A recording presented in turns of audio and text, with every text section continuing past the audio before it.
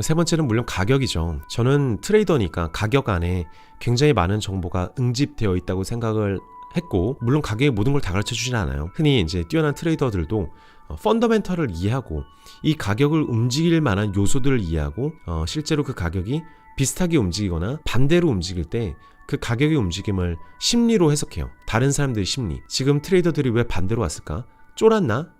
소위 갑자기 두려움을 느꼈나? 아니면 다른 사정이 있나? 아니면 실수를 하고 있는 건가? 그래서 다른 군중들이 행동의 의사결정의 질을 고민하려고 굉장히 많이 노력한단 말이죠. 그러니까 가격이 움직인 것에 대해서 내가 해석해낼 수 있는 능력을 가져야 되는데, 워런 버핏은 그렇게 단기 투자를 하지 않고 장기 투자를 하다 보니까 가격 움직임 자체를 해석하는 걸 포기했어요. 그게 별로 돈도 안 되더라. 자기처럼 어마어마한 규모로 비즈니스를 인수해서 장기적으로 시스캔디를 가져오고 코카콜라를 사들여서 코카콜라에서 20년간 나에게 배당할 현금을 계산한 다음에 계산해보니까 지금 내가 100억 주고 사면은 앞으로 20년 동안 한 700억 800억 벌게 생겼어요. 그냥 가만히 들고만 있으면. 그리고 들어가는 사람 입장에서는 한 해 한 해 혹은 한 달 한 달 하루하루 가격이 움직이는 게 아무 의미도 없더라. 아무도 의미도 없고 실제로 그걸 돈을 버는 사람도 별로 없고, 돈을 번다 하더라도 그게 너무 피곤한 과정 아니냐. 코카콜라에 넣었는데 1억 넣었으면은 향후 20년간 거기서 8억의 현금이 그냥 뿜어져 나올 거란 사실을 분명히 알고 있는데, 플러스 그 지분 가치가 20년 후에 또 한 10억 정도 돼 있을 수도 있고요.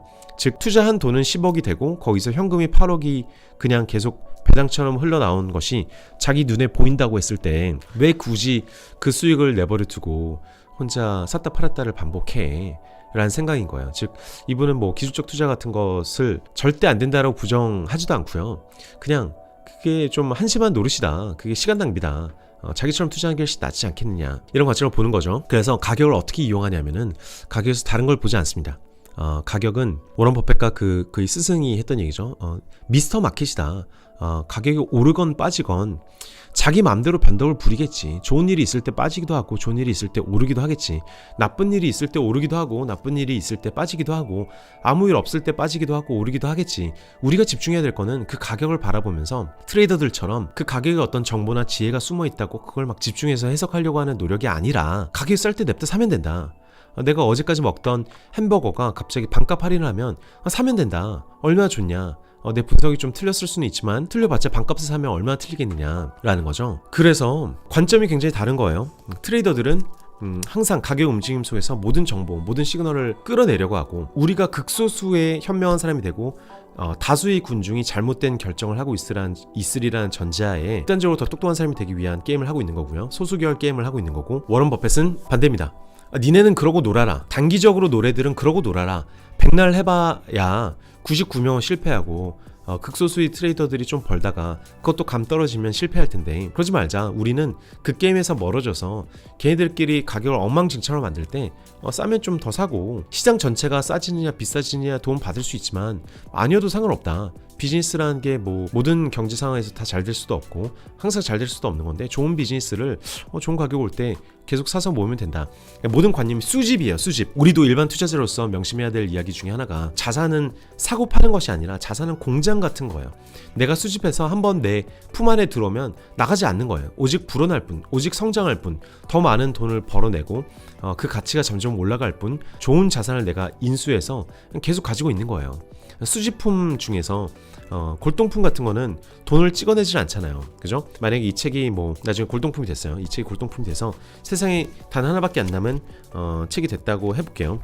그러면 이 책이 나중에 10억 100억이 되겠지만 이 책은 따지고 보면 자산이 아니에요. 희소한 커머디티가 가격이 폭등한 거죠. 네, 워런 버핏은 그런 관점을 보지 않아요. 이걸 들고 있으면은 이게 가격이 확 오르겠지라는 관점을 보지 않고, 이걸 가지고 있으면은 이거를 내가 가지고 있음으로 인해서 내가 잃고 아니면 어떤 식이 됐건 여기서 돈이 계속 나온다. 즉 나는 여기서 계속 새로운 돈이 나와서 생활비로도 쓸 수 있고 새롭게 투자도 할 수 있다. 완전히 나의 소유물처럼 수집을 하겠다는 관점으로 접근하는 거예요. 굉장히 다르죠. 굉장히 다른데 이게 그냥 성인 군자이기 때문에 이것이 옳기 때문에 그런 게 아니라 그렇게 함으로써 쓸데없는 시간을 굉장히 아낄 수가 있어요. 저 같은 트레이더 혹은 제가 인터뷰했던 김동호 아니면 최성훈 트레이더 등과 여러분이 싸우셔야 되는 시간을 굉장히 아낄 수가 있고 또 자산이라는 관점으로 영원히 보유하겠다는 관점으로 접근함으로써 훨씬 애정을 갖고 제대로 분석을 하고 들어갈 수 있는 거죠. 여러분이 집을 사셔야 되는데 평생 그 집에서만 살아야 된다면 굉장히 연구를 많이 할 거잖아요. 그죠? 아니면 현금이 3억이 있는데 예전에 LTV가 높을 때는 현금이 3억이 있는데 뭐 한 7억, 10억짜리 집을 사고 싶었어요. 근데 한 번 사면 뭐 한동안 팔 수가 없대요. 5년, 10년간 팔 수가 없대요. 굉장히 공부를 많이 하실 거잖아요. 그죠? 한 5년, 아니 5년까지 아니어도 한 6개월, 1년간 임장을 다니면서 어떤 집이 좋은가 여러 전문가의 의견을 들어보고 하루라도 빨리 살까? 아니 조금이라도 더 연구를 해볼까? 이런 생각들을 거치실 거잖아요. 그것처럼 우리가 평생 보유할 자산이라고 생각하면은 훨씬 신중하게 선택하게 되더라. 이런 거죠. 조성님, 확장되는 자산을 보유하라는 거죠. 그러니까 가장 쉬운 방법은 이 자산이냐 아니냐를 볼 때 제 생각에는 그리고 로버트 기요사키나 워런 버펫이나 대부분의 부자들이 비슷하게 생각하는 경향이 있는데요. 가격만 오르는 것을 자산이라고 생각하지 말자. 캐시플로우가 발생하는 매년 나한테 현금을 또박또박 갖다 바치는 자산을 자산이라고 생각하자.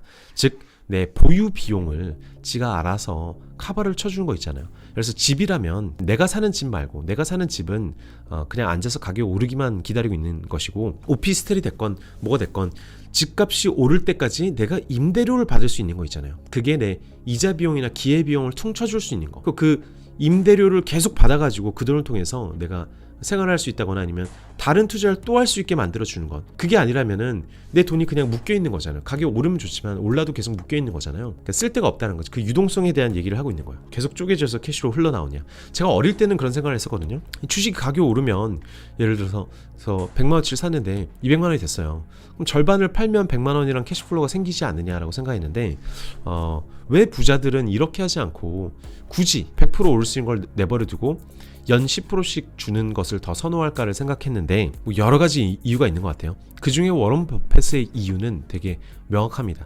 미국에서 주식의 수익률 샀다 팠다 하는 그 매매 수익률에 대해서는 세금이 되게 높아요. 그래서 세금보다 차라리 배당을 받는 것이 훨씬 더 적게 된다. 그리고 자본 자체가 그 투자한 곳에 자산 자체가 계속 늘어나기 때문에 배당 받으면서 묵혀놓고 기다릴 수 있으면 가장 좋지 않겠느냐 뭐 이런 얘기를 해요. 이거는 굉장히 복잡한 이슈라 제가 다 100% 설명 못 드리겠는데 한 가지 확실한 것은 모든 부자들이 신기할 정도로 현금 흐름이 나오는 자산을 좋아해요. 현금 흐름이 나오는 자산을 통해서 레버리지를 더 쓸 수도 있고 급할 때 유동성을 땡겨 쓸 수도 있고 재투자할 수도 있고 안 할 수도 있고 다른 데 투자할 수도 있고 자유도가 무궁무진하게 올라가거든요. 그래서 여러분들도 그거 한번 생각해 보셨으면 좋겠어요. 자산을 살 때 현금 흐름을 조금이라도 생각하고 살 것이냐. 예를 들어서 올해 주식을 5천만 원치 산다. 그러면 이걸 4년 5년간 묵혀둬서 그게 1억 2억이 되더라도 언제 끊느냐 하는 문제가 있잖아요. 거기서 만약 매년 1억에 대해서 한 2% 이상의 배당이 나온다고 하면은 걱정할 필요가 없잖아요.